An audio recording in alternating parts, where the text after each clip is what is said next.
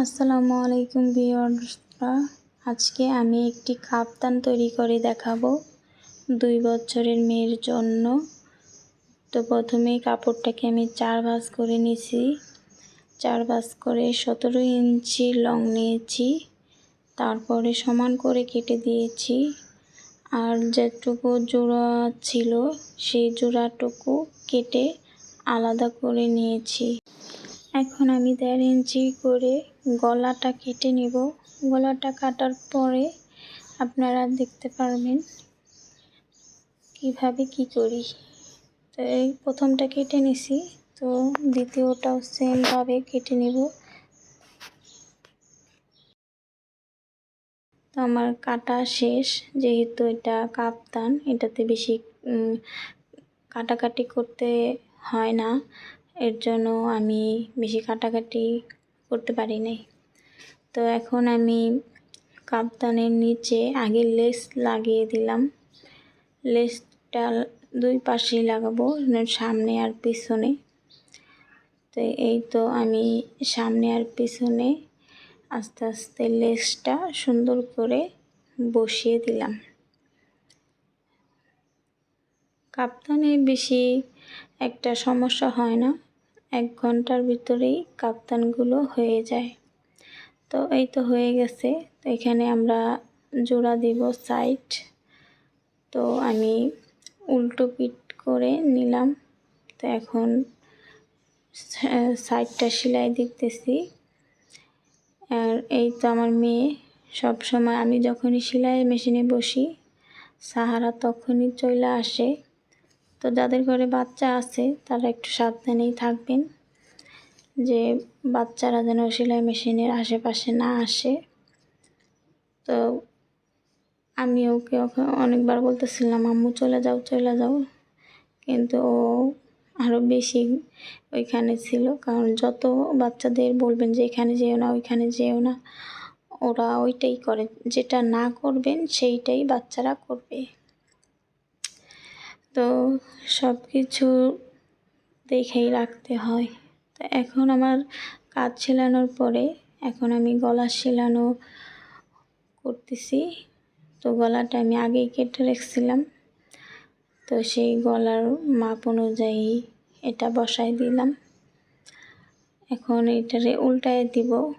উল্টায় দেওয়ার পরে একটা চাপ সেলাই দিয়ে দিব। তো আমার ভিডিও দেখে যারা বুঝতে পারতেছেন না, তো ইউটিউবে আরও অনেক ধরনের ভিডিও আছে, সেগুলা দেখে আপনারা আরও ভালো করে শিখে নিতে পারবেন। তো এই তো সেলানো হয়ে গেছে। এখন সামনের বোতামের সাইডটা আমি একটু সুন্দর করে কেটে দিলাম। এখন এখানে একটা কাপড় জয়েন করব। তো এটা আগে করার উচিত ছিল, যদিও আমি এটা লাস্টে করছি। তারপরেও আলহামদুলিল্লাহ ভালোই হয়েছে। আর এই যে মেশিনে বসলে একটাই সমস্যা, সুতা ছিঁড়ে যায়। এটা আমার একদমই ভালো লাগে না, একদম বিরক্তিকর লাগে, একদম অসহ্যকর, বিরক্তিকর। এর জন্য আমার মেশিনে বসতে একদমই মন চায় না। যাই হোক, এই তারপরে আমি এখানে একটা ফিতা দিব। ফিতাটা এখনই রেডি করে নিতেছি। তো 4 ভাঁজ দিয়েছিলাম ফিতাটা, যেহেতু কাপড় আমার কাছে কম, এর জন্য গলাতে আমি ওই অন্য কাপড় ব্যবহার করেছি। যেহেতু টুকরো কাপড়ে এত হবে না, যেহেতু এটা দিয়ে আবার আমি সালোয়ারটাও তৈরি করব। আর আমার মেয়ে তো আছে মাশাআল্লাহ, শুধু একটু পর এসা টানাটানি মেশিনের ভিতরে চলে যায়, বসা থাকি। মানে বাচ্চা নিয়ে একটা মেশিনে বসা অনেক কষ্টকর, যেটা বলার মতো না। আর বারবার শুধু সরাই দেওয়া আবার বসা, সরাই দেওয়া আবার বসা। যার বাচ্চা আছে সেই জানে যে কেমন লাগে, যে একটা কাজের সময় বারবার ডিস্টার্ব করলে সেই কাজটা আর করতেও ইচ্ছা হয় না। এই তো 2টা ডরি আমার হয়ে গেছে, যেহেতু সামনে এটা বসাবো। তো এই তো হয়ে গেছে, এখন আমি বসাই দিতেছি। যদিও একা একা ভিডিও করতেছি, বসানোটা আমি দেখাইতে পারলাম না, বসাই ফেলছি। তো উপর থেকে ধরে 8 ইঞ্চিতে মার্কিং করে নিলাম। মানে আমার মেয়ের যে শরীরের মাপ 2 বছরের, তো 8 ইঞ্চিতে মাপ দিয়ে সেখান থেকে ধরে 12 ইঞ্চি নিয়েছি। তারপরে আবার 8 ইঞ্চি নিয়েছি। এই যে এলাস্টিকটা, এখানে এলাস্টিকটা বসালে জামাটা আরও সুন্দর লাগবে, তাই এখানে এলাস্টিকটা বসাই দিলাম। আর এই যে ছোটো জিনিসটা ধরতে আমার একদমই বিরক্ত লাগে, যে যতই টানি ততই চলে যায়। সবচাইতে বিরক্তির কাজ হচ্ছে আমার এই যে রাবার বসানোটা খুবই ভেজাল।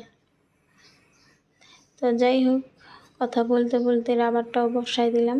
সামনে পিছনে সেম মাপে আপনারা বসায় নেবেন। আমার কথা যদি আপনাদের বুঝতে সমস্যা হয় সেটা কমেন্টে বলে যাবেন।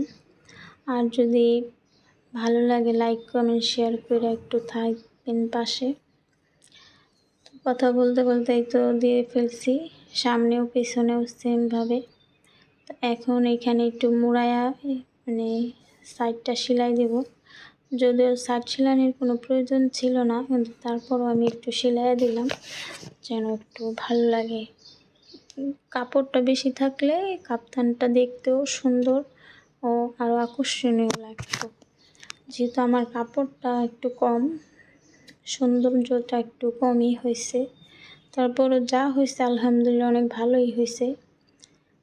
যখন আমি ওকে আমার মেয়েরে পরাইলাম দেখলাম যে খুবই ভালো লাগতেছিল, মানে ঠিক মতো হয়েছে, ফিটিংস হয়েছে। এই তো সেলাইটা দিতেছি। আমি সেলাই দিতে গেলে আমার হাতটা কাঁপে, আরও শিখতে হবে। যদিও আমি এটা ইউটিউব থেকেই দেখছি। আর আমার এখানে যদি কোনো ভুল হয় আপনারা ইউটিউব থেকে আরও ভালো করে শিখতে পারবেন। আরও ভালো ভালো অনেক ভিডিও আছে, একদম সুন্দর করে বুঝায় দেয়। তা আমি আপনাদের বুঝাইতে পারছি কিনা সেটা আমি জানি না। যতটুকু পারছি আমার মানে আমি যতটুকু শিখলাম ততটুকু আপনাদের শিখাইলাম, বাস ততটুকুই। আর কাপ্তানে তো বেশি সেলাই আর বেশি কষ্ট করতে হয় না, মাত্র 1 ঘন্টাও মনে হয় না আমার লাগছে এটা করতে।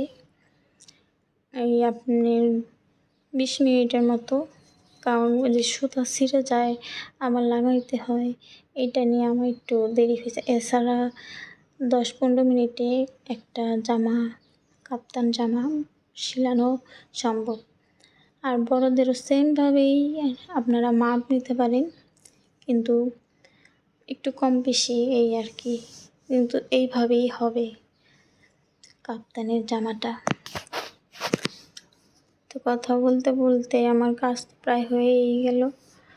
আর এই তো আবার চলে আসছে আমার সারা, এই যে আমার মেয়ে, ওর জন্যই আর কি জামাটা বানাইতেছি। ও একটু পরে পরে আমার অনেক ডিস্টার্ব করে, ওর জন্য তো আমি কোনো জামা বানাইতে আমি একদম বসতেই পারি না। তারপর যতটুকু মানে বসি, মানে নিজেরটা নিজেই শিখি, নিজেই করি, আমি কারো কাছে শিখি নাই। ইউটিউব দেখে দেখা যতটুকু পারি করি। কিন্তু আলহামদুলিল্লাহ যতদিন আমি ইউটিউব দেখে যেগুলো শিখছি, যে কয়েকটা জামা বানাইছি আলহামদুলিল্লাহ অনেক সুন্দর হয়েছে, অনেক ভালো হয়েছে। এখন তো আমি অনেক ভালোই পারি, যে ট্রেনিংটা দিলে আর একটু ভালো হইতো। তো ইনশাল্লাহ দিব, বাচ্চারা একটু বড় হোক, বড় হইলে ভাবছি একটু ট্রেনিং দিব। তো এই তো হয়ে গেছে। এইখান থেকে আবার একটু মাপ আছে, উপর থেকে ধইরা 4 পর্যন্ত আমি একটু কাইটা নিলাম। আর এই যে এখান থেকে 2 করে বাদ দিলাম। তো এইখান থেকে আবার একটু মাপ নিতেছি, কারণ আমার ওই যে মেয়ের যে মাপটা, তো আমি 11 নিলাম। তো এখানে 11তে দাগ দিয়ে সেমভাবে এখানেও 4 নিলাম, যে এতটুক হাতা থাকবে। আর ওইখান থেকে এই যে এইখান থেকে আমি নিচের মাপটা নিব 8, আমার মানে ছোট বাচ্চার মেয়ে, মানে 8। এখানেও 2 ইঞ্চি মানে জায়গা ছেড়ে এভাবে একটু শেপ দিয়ে নিব। আপনারা চাইলে একটু ইউটিউব দেখে একটু ভালো করে শিখতে পারেন। আমারটা যদি না বুঝে থাকেন, বারবার বলতেছি, যদি না বুঝতে পারেন কমেন্টও বলতে পারেন, এবং কি আরও ভালো ভিডিও আছে ইউটিউবে, সেখান থেকে দেখে নিতে পারেন। তো এটা সামনের সাইড থেকেই সেলাইটা দিতে হয়। এই যে দেখেন, আমরা যেখানে মার্কিং করছিলাম, তো ওইখান থেকেই সোজা এইভাবে ধরে একটু রাউন্ড করে সেলাইটা দিতে হবে। রাউন্ড করে সেলাইটা দিলে দেখতে একটু সুন্দর লাগে, একটু সৌন্দর্য আছে, তো পরলে জামাটা ভালো দেখা যায়। তো এইভাবে দুই সাইডেই সেলাই দিয়ে নিব আমি। দুই সাইডে এইভাবে সেলাই দেওয়ার পরে জামাটা পুরোপুরি কমপ্লিট। এখন আপনাদেরকে আমি দেখাবো ফাইনাল লুক যে কেমন হয়েছে। লাস্টে একটা ছবি দিয়ে দিয়েছি, সবাই একটু দেখে নেবেন আর লাইক কমেন্ট করে পাশে থাকবেন। আল্লাহ হাফিজ।